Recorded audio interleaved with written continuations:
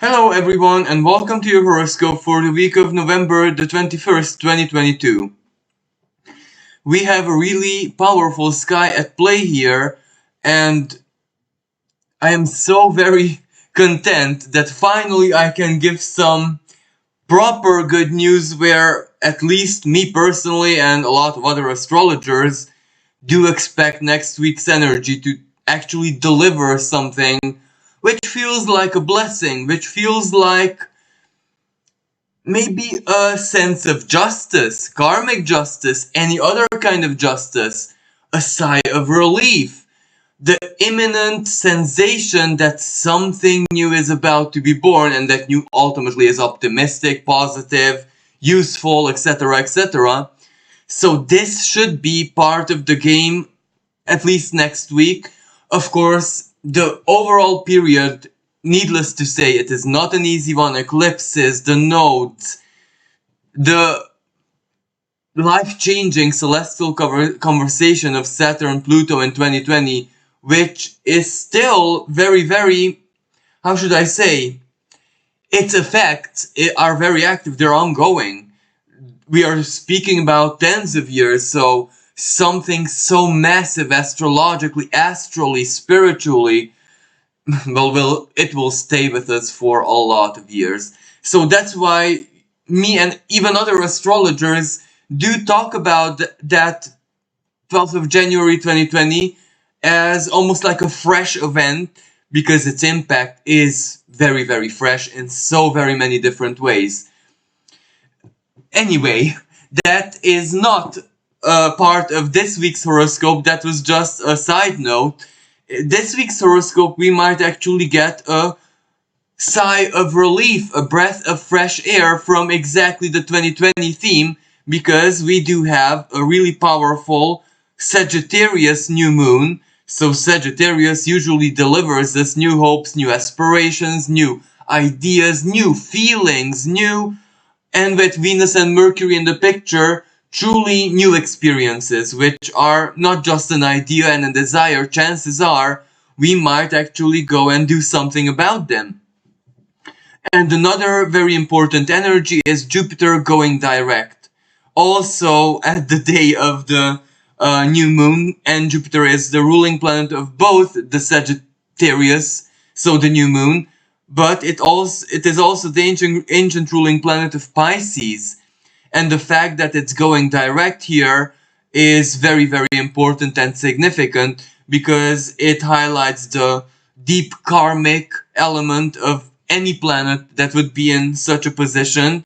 And it's also in, we can comfortably call that anaretic position, because it's 28 degrees, so it's the end of the sign. So when a planet is both anaretic and standing still in the sky, preparing to either go direct or back retrograde, its symbolism is deeply amplified.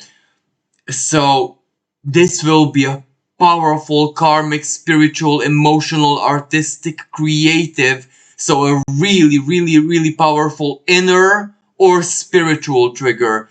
And when I say spiritual, that can mean simply the ether of so the spiritual imprint of everything that is. So this Jupiter, this very strong, almost justice seeking Jupiter, this means business. This will influence everything, because as I said, this position is where it influences, it impacts the ethereal imprint of everything in existence, in any dimension, in any way, shape, and form. It is energy which is very, very close to the creator, the source. And Pisces is the energy of communion. It's also the Christ consciousness. So, of course, we are going to be feeling this very, very intensely, emotionally, and I don't even know if this word even exists, but para-emotional, as in something which feels like an emotion, but it's way too divine to just be a simple human emotion.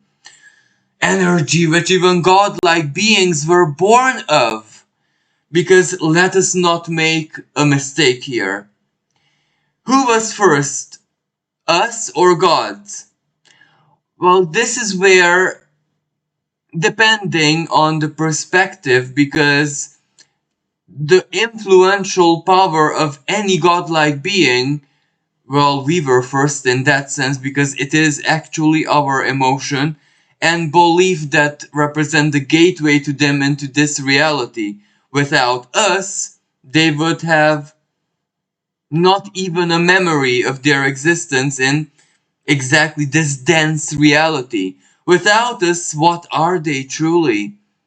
Not, of course, the source itself is not included in this, but anything much lower than the source, which stems from the source, which the source didn't really project directly, well, that's included here. And that means archons and deities, the planet itself, the whole astrology itself, any energy that it represents creation, or what, in certain religions they call the kingdom, the regnum, if you know what I mean. So yeah. And this is one of those moments when both us, humankind, especially someone who has certain awareness, and also that which lies beyond the veil, especially energies which we might consider deities, will kind of feel very strongly who is in charge of everything, and that is the source, of course. This Jupiter does remind creation of who is in charge, and perhaps in the most delightful ways for those who might have been victims of injustice, and in very humbling ways for those who might have been the tools of misjustice, injustice, whatever. So, in any other way, this can be extremely delightful spiritually, emotionally, romantically. This can truly elevate our feelings, our state of being onto whole other levels. Now, of course, substances, alcohol, escapism of any kind, fantasy will be very, very tumultuous around this week. And even before we get to a new moon, at the very beginning of the week, and actually today when I'm recording this horoscope, the 20th, the sun is holding a tight trine with Jupiter, and that is absolutely beautiful, because that makes everything feel like a blessing. Like, we are not denying that times are pretty dark right now, but this is where we cannot deny the hope, the light of new hope, the new beginning, the rebirth, the healing, the regeneration, or whatever ended ultimately, how should I say, freed up space for us to breathe. What a massive blessing that is. I have to repeat this. Whatever situation, energy, state, opinion, faith, person. Sometimes it's a person who ended, who what or ever ended, freed up a lot of inner space, outer space, whatever space to breathe.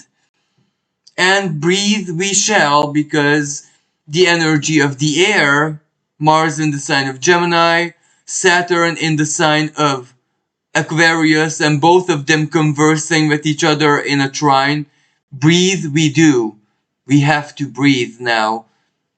Whatever this blessing is to us, even if it's just a gesture of great kindness, a beautiful word, a compliment, although I would imagine that it's much more than this, because Scorpio can also be seen as financial energy, sexual energy, as in, okay, the intent is there, but whoever the giver is, they mean it. So the receiver feels it. So that's even more beautifully intense. Like, and the Scorpio Taurus axis. Taurus is also about the five senses.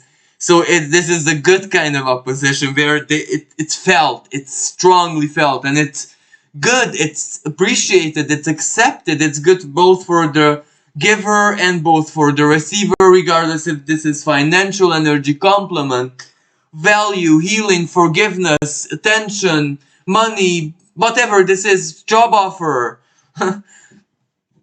debt, as in a loan. Of course I'll give it to you. And especially if the giver, sometimes if it's like a parent or someone who deeply loves you and you know it, it's not really a debt, is it? Even if you 100% want to give it back, they 100% would not like to receive it back, or at least not anytime soon. They don't care really about that part. And it's so beautiful, really. And whatever happens to that debt really doesn't matter. This is the kind of debt which really, really doesn't matter. Doesn't matter to the people, doesn't matter to the universe, doesn't matter to it's forgotten. So what the beautiful, expression of Scorpio, when a gesture, when a great deed comes with such easiness that it's forgotten, but the gesture of it is immortal. Exactly the most beautiful, expression of Scorpio, when, the deed itself, the material part of it, even if it's a gesture, even if it's a compliment, the date and time and the platform where you said the compliment, or that can be the material thing, but the impact of the gesture that becomes immortal for everyone involved. The feeling, that how it transforms you, how it heals you, how it rebirths you, how it sheds off an old skin. And, it sheds off a gesture, any kind of gesture, any scorpionic gesture in this case, which forces everyone to shed off a skin, because no one involved will be the same person after the experience. Regardless, again, I have to repeat, if this is healing, psychology, forgiveness, release, self-knowledge, sexual stuff, flirting, money, support, loan which solves the whole situation, or someone that has passed, but the inheritance kind of does anoint the wound in a certain, because the inheritance itself, regardless of the grief, for example, it births even violently new hope, because it's there and it has to be managed. And the fact that your mind forces the dates, the times, the legislation forces you to do this, it births new plans, new suggestions, new ideas. It forces you to look at the future positively. This is the kind of blessing, and it's a trine. You have no choice but to accept the positivity if you see. And an inheritance, what a powerfully sad situation. Sad, deeply sorrowful, if not for some people. Of course it is.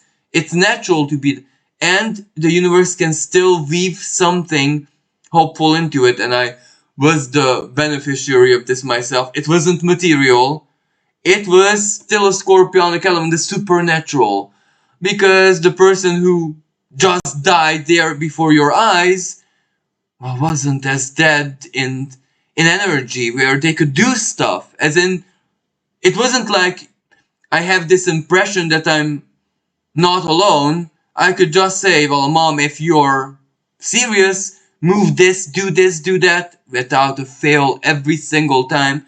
And that's how I gave up, because I don't need any proof, because it's there. And you see, that's scorpionic, because it defies everything and it heals, even though it shouldn't.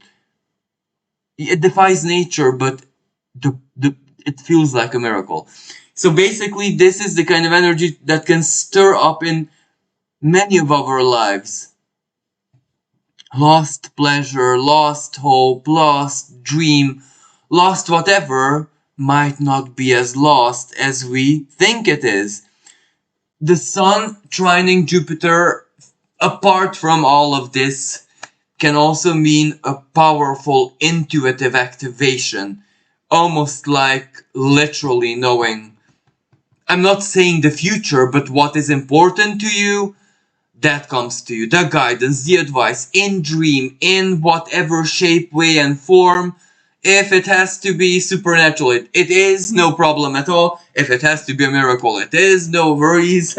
So, this is the most intense water energy where our psyches are portals and they manifest stuff. Is it a fantasy? Is it real apart from us? No one can tell because it manifests. Now, how would you really research when a powerful wound has healed in your soul if your sheer belief defied the laws of nature and made reality bend to that? Or if it was actually a gift by the other side? Do you actually care? Does it matter at this point when the miracle happened? So whatever, does it matter? You know what I mean? Mercury does not want to know, and that's because Venus is there. Mercury embraces Venus. The conjunction, they dance together in this conjunction for a lot of days, and that's wonderful. We're gonna be feeling this. We are not just very, very bright in a not forced way. Mars will oppose Mercury soon in Mercury's home sign of Gemini. So if the mind is very permissive to belief, it's gonna be a beautiful opposition. If not, it's gonna be tough. It's really gonna be tough, and your neurons are gonna burn. But if your mind permits belief, oh, it's gonna be so good. Maybe a big high, but there's always a fall, but that doesn't matter this week.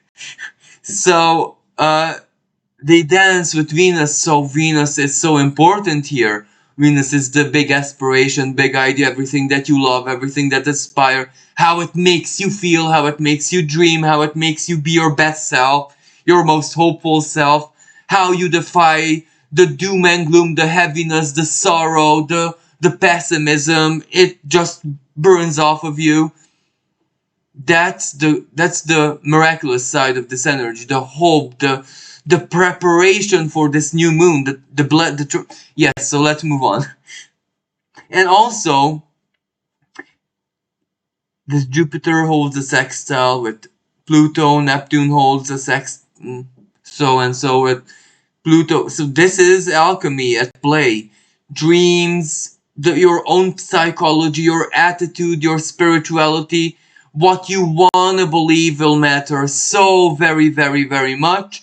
And also the ongoing, bothersome Uranus and Saturn square. Look, it's also waning. Finally, we're released from the grip. That was almost like us, our mind, or an area of life being caught under the anvil and the hammer and the blacksmith just striking always mercilessly.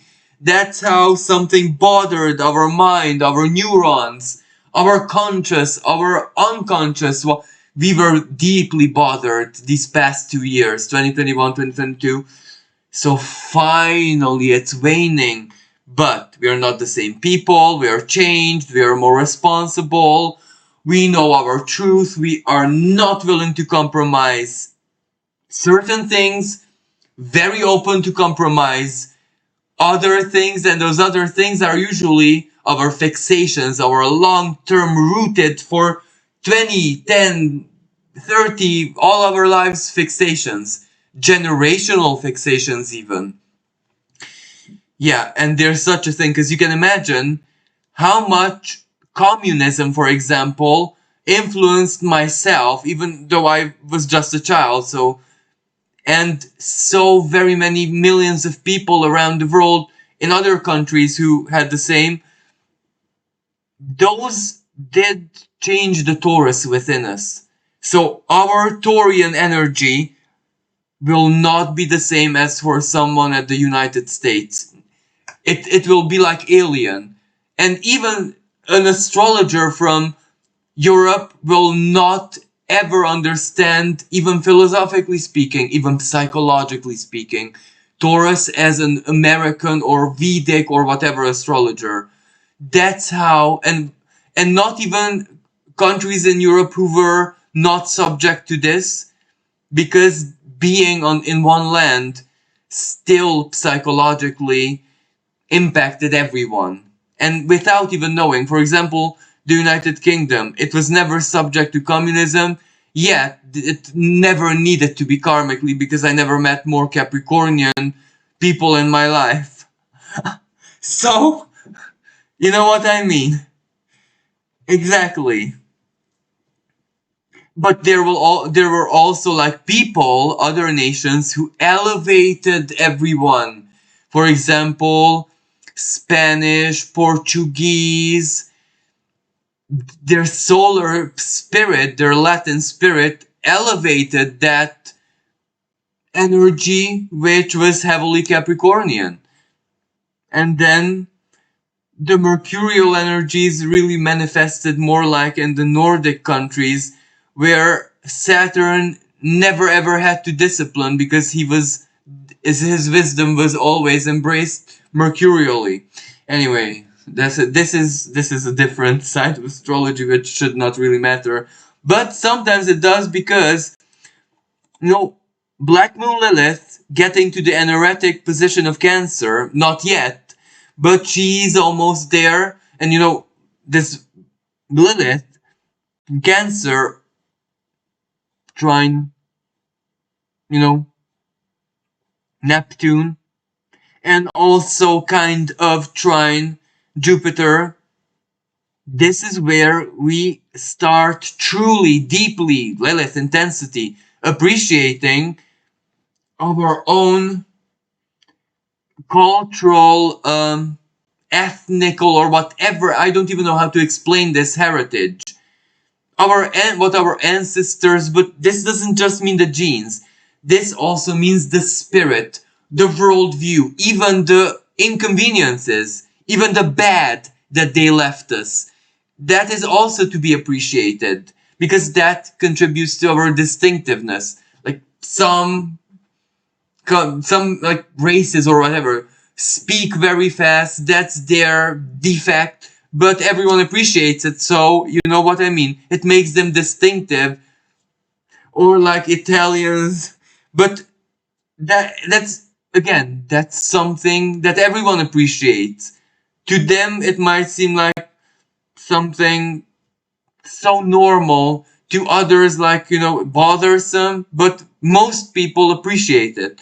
So this energy will highlight everything that we can be proud of for belonging to that land, to that country, to that nation, to that ethnicity, to that cultural distinctiveness, whatever you belong to. This is the moment of pride for that. Um, and, you know, but it does square Pluto. So, yes, pride bothers, and, you know, and this is don't that not the sexuality type of pride, but pride in itself as an energy. Pride will bother a lot, and usually with Pluto involved, the pride of them who should be proud will bother everyone else. So forced humbleness, this will play out so bittersweetly on the world stage. Politician, world leader. This is where, if we look at world leaders, they will make great gestures, but the falseness of it and the forcedness of it, this is where, like, when a rich person goes to camera and I'll donate like $100,000 or whatever, and you see their eyes, the smile is there, and the hug, the happiness, but you look at the eye and you see how much they're suffering inside, and they still have to do it, they want to do it, they have every intention and interest to do it, and they still suffer. Because, yeah, Mammon, that is when Mammon kind of turns in his grave a bit. So that's what I'm talking about. When you have to do it, you have to do it. When you have to cough up, you have to cough up. And sometimes it's for just the sheer sake of beauty, honor, respect, custom, tradition. That's how the honor demands it. And you have to cough up. And for the, as I said, rich, powerful, those who live in vanity, greed, this will be painful, yet necessary. And, the worst part, the salt on wound for them, is that, the beneficiary of the false will actually benefit from it. So, it will actually be useful to some, so that's even bigger salt on the wound. So, yes. But, as I said, for some, this is a big blessing because they'll be on the receiving end of this. So, situations solved, or let me just give you a silly example of what to expect. A vulnerable person had their case not solved for tens of years, they can't take it anymore. They find Mercury in Sagittarius with Venus. They write to a journalist. It's on TV the next day. The following day, the politicians have not only resolved it, but went with presents, with whatever it is that you could imagine, and also changed the law. It got the case done, and the person, miracle. 10 years, and then a day comes and everything's solved. Miracle. But for the politicians, it's this is where they turn on each other, and the boss, the big guy, like really chastises everyone down the chain. Why didn't you? Or why did this get on TV? Or why didn't you shut the journalists up? Why weren't you quicker? So you can imagine the salt on the wound. And this is when the divine smiles and has a really, really good day, because the devils are forced to do good deeds. So maybe this was like a Freudian projection, because that is how an astrologer in the eastern side of Europe would kind of translate this energy in a more traditional way. Because yeah, this is the kind of aspect when God forces evil to do good deeds as divine penance, and everyone benefits from it. This is, when the devil, the demon, does not have to be summoned. He puts on a smile and offers presents, and the magician will be shocked. Well, what are you doing? Is this truly for free? Why are you deceiving me? And he already prepares the cross and exorcism ritual. And then the demon has to actually admit that donation, or to please the king, so to speak, to rectify karma a little bit, to make his stay in the infernal realms tolerable, because otherwise it won't be tolerable. So, yes, and this is such an aspect. Of course, we shouldn't be speaking about this and stuff like that, but in 2022, who cares? So, spiritually intelligent people who have a bit of experience will benefit from this maximally. Like, this is when, yeah, the debt can be erased miraculously. Go and work for it if you want a bit of good karma. This is when everyone who has spiritual, of course, and who's not dirty in any way, shape, and form, and who has problems. Any kind of scorpionic problem. I'm poor. I just can't solve this problem. I'm not good at this. I'm too old, too fat, too skinny, too ugly, too old. I can't be bothered. They know that the energy is approaching, not necessarily astrologically, because they have their own customs, traditions. Some people worship the earth. They will not look at the stars, but the earth will tell them, go, do your petition. This is the moment. And they go do the petition, and this is when, for the next bigger cycle of their lives, finally they get rid of course another problem comes in, but this is when one can truly demand spiritual help, and it's not up to the spiritual world to give it or not, because the lowest of the low have to work for it, so no one cares. You know what I mean? So this can translate to really good news for everyone, because this is why it can feel like a massive blessing and abundance. But of course, then the new moon comes into focus, and then, as I said, dream big. What fresh new, because the new moon is no longer scorpionic. It is Sagittarius energy taking place at this 1 degree of Sagittarius here. So we are finally, luminary wise, out of the realm of Scorpio. That trine is an outer sign trine, so it's the miracle, the magic, the shadows having to work for their bread and butter is over by this time, so our heads are also much more clear. Okay, the heaviness of this energy is gone. We're already down to earth. What are we gonna do? So this is when the more practical ideas, the travel plans, the connections, the invitations, people finding what they need. And when I say what they need, a company, a group of people, a meeting, whatever. This is when you kind of find who you need in your life under this Sagittarian, very, very optimistic Sagittarian energy. And as I said again, Neptune, Venus and Mercury are also conjunct. They're dancing together. So mind and the heart and value and everything just adds to the positivity of this. Of course, it's in our hands. We cannot necessarily take this for granted. Jupiter, again, direct. Station, okay, this S is standing still in the sky, so it's direct. It's up to us a bit. Of course, it's up to us.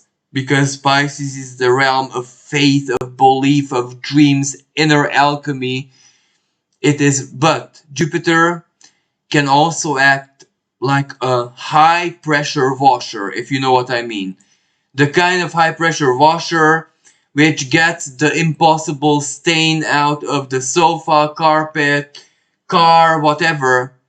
And the stain is karma. The stain is that which we carried, shame, guilt, suicidal tendencies. Why? Let's be honest with each other, direct. That which we carried with ourselves for tens of years, all of our lives. It won't guarantee that we'll be clean, or it will, but at least it will remove the dangerous part. If we allow it, if we cooperate, because if not, then we'll just make it that 10 times worse for ourselves. This is where we have to be truly mature on a soul level. We have to will it beyond the ego, because sometimes the ego is so sad that all it wants is the destruction of the self, but we have to, the spirit has to shoot up from that. This is when, exactly at that moment when we feel that the hand is already underwater, going in the deep and quicksand, and we still make that final effort, that final grab to put it, above the water, and the divine is surely to, this time, to grab us. Under this new moon, our efforts to dream ourselves anew, if not anything else, will surely not go unrewarded. Of course, we cannot ignore the Pluto Eris square and Black Moon Lilith now opposing Eris. That is gonna be a very, very, is already a very, very heavy energy. There is, but that's subtle heavy. That is so heavy that we do not see it, we do not understand it. That kind of activates the most unknown part of ourselves. Maybe energies which we never, hurt, irritations, which we never even thought or imagined we have it in us, and it might activate it for us to confront it. And so, yes, but at the same time, it can also heal, dissolve it, erase. Awareness of something gives us a great power. And this is something either feeling, psychological, family dynamics, relationships, no knowledge about yourself.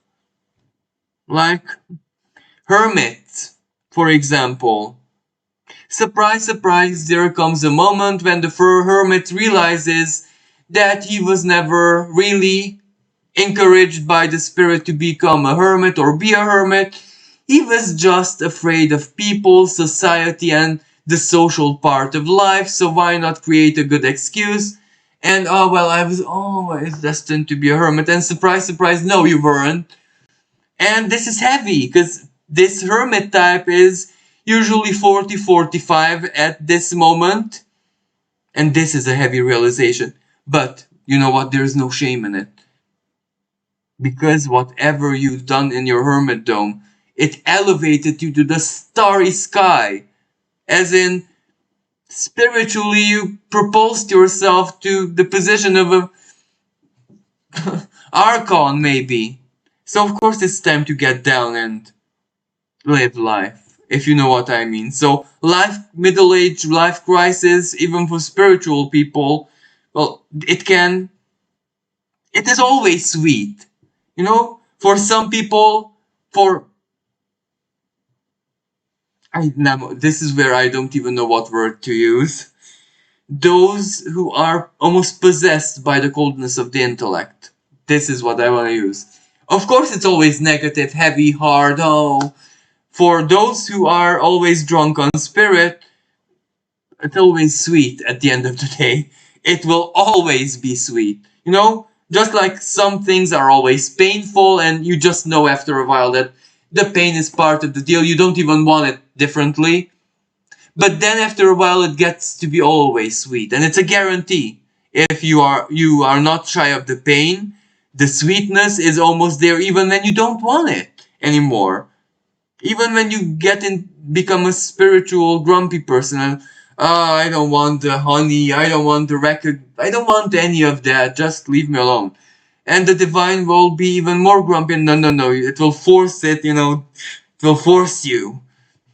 And this is why, the greatest spiritual leaders are the shyest. They don't want any of the good stuff of it, if you know what I mean.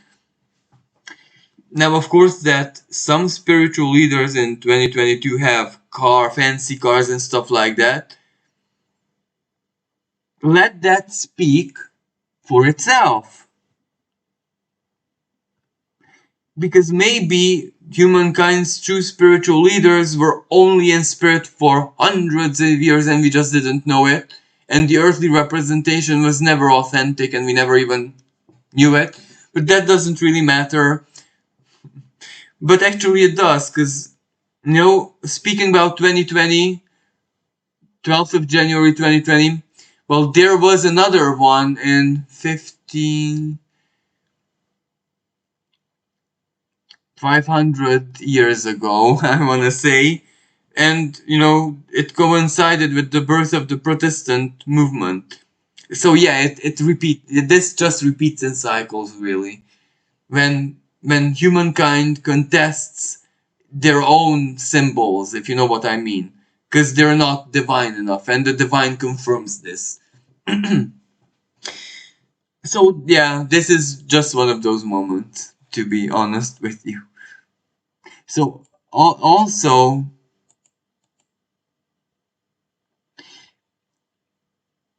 another energy at play here is after the sun, and this Venus and Mercury are very much comfortable in the sign of Sagittarius. As you can imagine, they will prepare for an opposition to Mars later on in the week, and also a square to Neptune. And then Jupiter. So basically, I'm trying to say here is, as sweet and as good as this energy is going to feel like this week, next week, well, we will get the reality check part of it because it will be the square. So we will be called upon to do something practical and also cut out the excess, cut out the BS, cut out the fantasy from whatever hope and dream we've deeply immersed into this week. So, when the outer sign trines are going to be breaking off, and as I said, when Venus and Mercury will slowly start opposing Mars and squaring Neptune and Jupiter, that will be the moment when the fantasy just dies down a little bit, and we will have to, sort it out. What is fantasy, what is not, what is practical, what is not, if this will translate it onto a contract, but then there will be a travel will have to follow. There will have to be, or if this is international, passport, visa, um, plane ticket, dates, you figuring it out, resources, communication. That's the square. So don't expect the practical part to play out as smoothly as the ideas, because Mars retrograde in Gemini. And when it opposes Mercury, that will feel like a vengeful Mercury retrograde, one of the worst kinds. It will last very little, but, you know, it will block us for a short while. So plans will not go accordingly. Not this week, but that's why I'm telling you right now that the oppositions will follow. So be aware of this. Don't immerse into the fantasy, the high, the beauty of it, the both the Sagittarian and the Piscean best of this, because this energy will turn into something much more down to earth later on, and that will not necessarily have pretty parts in it. Mars retrograde in Gemini. And also Jupiter by this time is going direct. Jupiter right now is direct.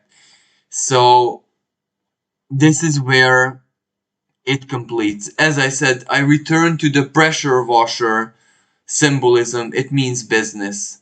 It closes, it dissolves, it completes whatever it needs to from the past, karmically, or whatever it has to dig up from the past as resources for the future. Oil, fuel, and what happens to the price? We know that it skyrockets, but this also has to give a solution, as in what happens to it. It cannot be sky high for too long because it will be discarded. It will die, simply. If no one can afford it, maybe it won't really cause as big crisis as one thinks. Maybe it will cause a positive change, where it's discarded, it's put in the bin. Now, if that is not the intent, then it needs to be saved. So surprises will come at that moment, because we do not know how Jupiter will close this cycle, which will not return in the next 12 years, and not the same way as it has been in 2020 ever. So that's why it needs to put certain things together. And fuel and and Piscean stuff is also our immune system, and not personally speaking necessarily in my reference, but medically. Medical research, knowledge about Jupiter knowledge, about our immune system, what is healthy for us, what composes us from the inside, medical research, medical care, hospitals, prisons, all of these are ruled by Pisces. any kind of quarantine confinement, not that it repeats, but remember, Jupiter is planet of justice, truth. It doesn't even need to be objective truth. It needs to be, this is how I want to believe it, an end of story, I don't care about the rest. This can be a wonderful resolution. You put it, you discard it. I don't care anymore, bye. Or, this is what happened. Chances are this is what happened. I'm not even gonna seek the truth anymore, because this kind of resonates so strongly that I accept it. And imagine if this happens collectively. That is positive ultimately, but who knows what it's built on? Investigations, legal cases, trials, who is condemned. And I want to use this word because ancient justice, isn't that how it used to be in old times? So also the revelatory side of it, what does this reveal to us? Let's not forget Pluto, the sextile, Pluto in Capricorn, the political system, power, money, big corporations, big organizations. So what will this reveal? So who owns the world really? Because the fact that it's a free world, for example, like who actually buys into that anymore? So maybe just out of sheer curiosity, actually in whose hands is it really? Or the group of people or the organization or whatever? Who is it? Maybe this Jupiter, and not next week, but under the window of time of a month, let's say, will hint it to us. I really wouldn't say it will expose it, reveal it, or whatever, but it will hint it to us intuitively or otherwise. So we can process certain things, we can decide for ourselves what kind of lifestyle we prefer, based on knowing what is 100% going to be part of our future and what is 100% not, as in certain rights, freedom in this area, that area. What are we compromising for freedom?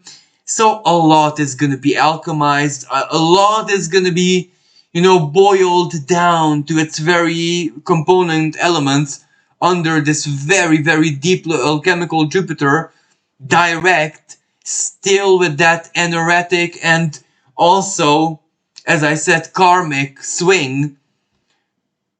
It will boil up Pisces, basically, the energy of this sign. This boils at this moment. Of course, needless to say, Mars, the boiler, because Mars in Gemini, air. Mars burns in air. It has a lot of air too, And this Neptune, what did I say about Neptune? Liquid fuel. The burn is there. So, boiling spirit. If it's more conflictually tumultuous in spirit than it is in matter, then you can imagine the overall collective mood, feeling. Yeah. So it's going to be a very interesting winter, very interesting December. But chances are we get the honey, the sweetness, the blessings, the positivity, optimism, and a lot of good this week and perhaps in the coming weeks to prepare us for Jupiter's grand move into Aries. So I do hope that you found this horoscope useful. Thank you so much for listening. Thank you for all the likes, all the